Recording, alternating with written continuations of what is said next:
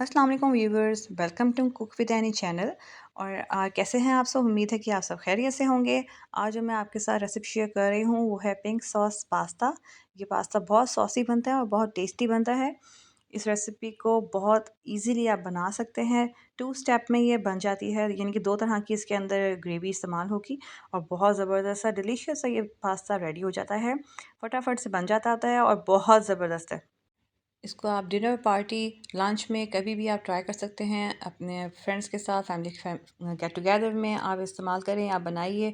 बहुत ज़बरदस्त फ्लेवर देता है ये। इसको आप केचप के साथ सर्व कर सकते हैं। वैसे तो ये बहुत सॉसी पास्ता है, लेकिन फिर भी आप इसके साथ केचप इस्तेमाल कर सकते हैं इफ़ यू वांट। और ये बहुत ज़बरदस्त सी रेसिपी है। इस रेसिपी को ज़रूर ट्राई करेगा। और अगर अभी तक आपने मेरे चैनल को सब्सक्राइब नहीं किया तो जल्दी से जाएँ और कुक विद एनी चैनल को सब्सक्राइब कर लीजिए और बेल आइकन का बटन दबाना बिल्कुल ना भूलेगा, ताकि मेरे आने वाली सारी रेसिपीज़ आपको बवक्त मौसूल हो सके। तो चलिए बनाना स्टार्ट करते हैं। इसके लिए मैंने एक पैन में पानी ले लिया था और मैंने पास्ता ऐड कर दिया इसके अंदर। उसके अंदर यहाँ पे आपने 2 से 3 टेबलस्पून ऑयल ऐड कर देना है और 1 टेबलस्पून नमक ऐड कर देना है और पास्ता को बॉयल होने देना है। अच्छे तरीके से इसको बॉयल होने दीजिए। यहाँ पे मैंने बटरफ्लाई पास्ता इस्तेमाल किया है। आप किसी भी तरह का पास्ता इस्तेमाल कर सकते हैं। ये देखिए बॉयल हो गया है, इसको आप स्ट्रेन कर लीजिए। अब मैंने यहाँ पे 4 बड़े टमाटर लिए थे और नॉर्मल साइज़ के टमाटर थे, तकरीबन 2 बड़े थे और 2 छोटे। तो उनको मैंने यहाँ फ्लेम के ऊपर इसको मैंने बर्न कर लिया था, यानी कि इसका छिलका उतारना इसका मतलब है। आप यहाँ पर इसको ब्लांच भी कर सकते हैं। उसके लिए आपको पहले इसको गर्म पानी में कट लगा के डालना पड़ेगा 1 मिनट के लिए और फिर उसके बाद कोल्ड वाटर में आपने इसको डिप कर देना है। तो वो आराम से ईज़िली जो आपके ये छिलके हैं टमाटर के रिमूव हो जाते हैं। लेकिन मुझे ये तरीका ज़्यादा आसान लगता है, तो मैं इसी तरह से टमाटर के छिलके 1 से 2 मिनट के लिए इसको चूल्हे पे लगा लेती हूँ और आराम से उतर जाते हैं।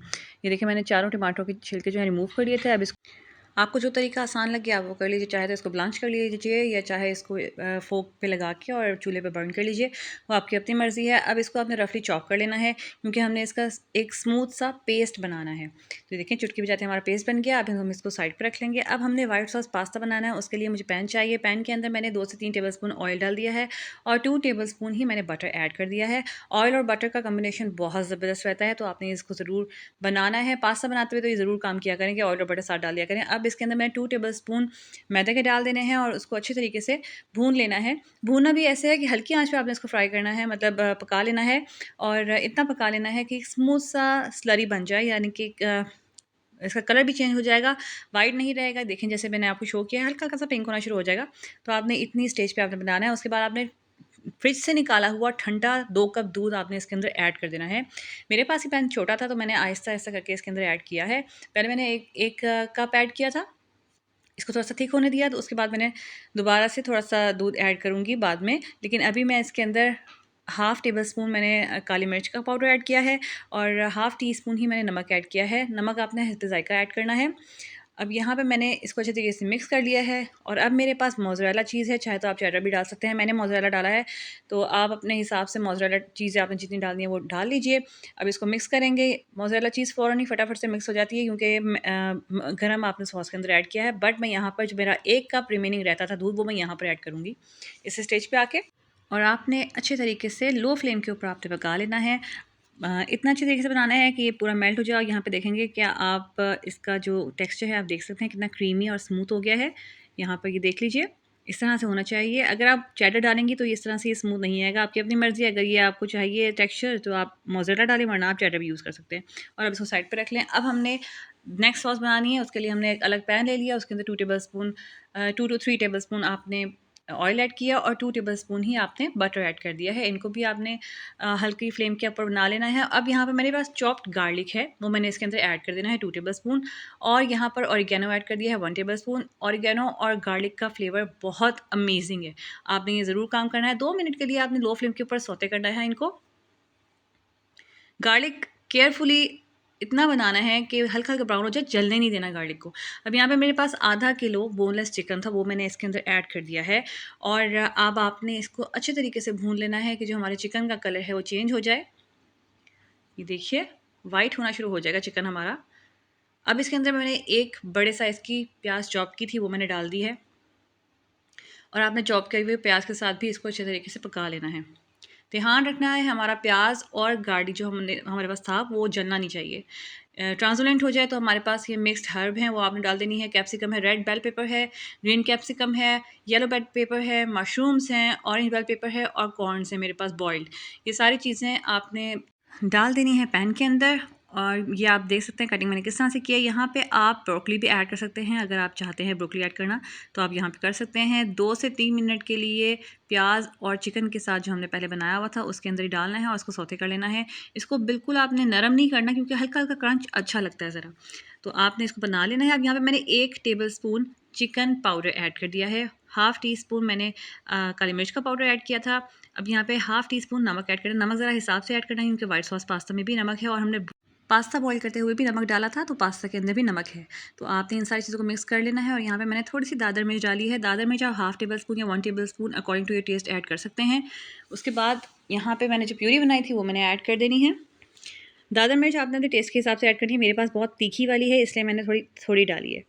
तो यहाँ पर आपने इसको टोमेटो प्यूरी डालकर और अच्छे तरीके से पका लेना है। इसके बाद मैंने 2 tablespoon vinegar, white vinegar add किया है। 2 टेबलस्पून सोया सॉस के ऐड कर दिए हैं मैंने यहाँ पर, इनका बहुत ज़बरदस्त फ्लेवर आता है। और 1 टेबलस्पून रेड चिली सॉस भी ऐड कर देनी है। ये बहुत ज़बरदस्त एक फ्लेवर देती हैं आपको। अब यहाँ पर आप कवर करके इसको 5 मिनट के लिए हल्की फ्लेम के ऊपर पका लीजिए। 5 मिनट के बाद यहाँ पे मैंने 1 टेबलस्पून चीनी ऐड किया है। चीनी बहुत आपका जो टेस्ट है वो इन्हेंस कर देती है डिश का, और इसको ज़रूर ऐड किया करें अपने चाइनीज़ कुज़ीन के अंदर। जैसे पास्ता है, स्पैगेटी वगैरह, इनके अंदर आप ऐड कर दें। और इसके बाद मैंने 2 टेबलस्पून यहाँ पे टोमेटो केचप ऐड की है। टोमेटो केचप बहुत टेस्ट चेंजर है इस गेम में। बहुत ज़बरदस्त इसका टेक्सचर है, बहुत ज़बरदस्त इसका फ्लेवर देती है ये।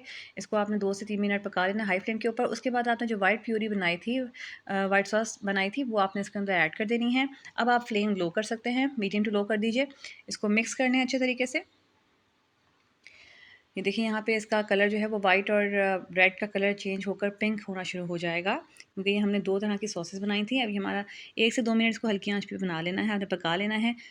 अब इसके अंदर आपने जो बटरफ्लाई पास्ता था बॉईल करके रखा हुआ था वो पास्ता वो डाल दीजिए और अच्छे तरीके से मिक्स कर लीजिए ताकि जो हमारे सॉस थी वो पास्ता के ऊपर अच्छे तरीके से लग जाए।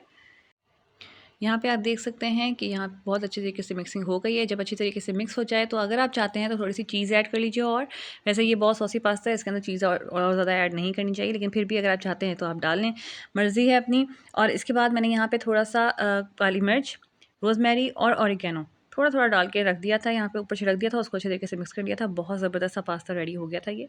आप इस रेसिपी को ज़रूर ट्राई करें। ये देखिए मैंने यहाँ पे दादर मिर्च भी डाल दी है थोड़ी सी, आप इसको ज़रूर ट्राई कीजिएगा। बहुत ही ज़बरदस्त सा एक यूनिक स्टाइल पास्ता है, इसको आपने ज़रूर ट्राई करना है। मुझे कमेंट बॉक्स में बताना है कि मेरी ये रेसिपी आपको किस तरह की लगी है।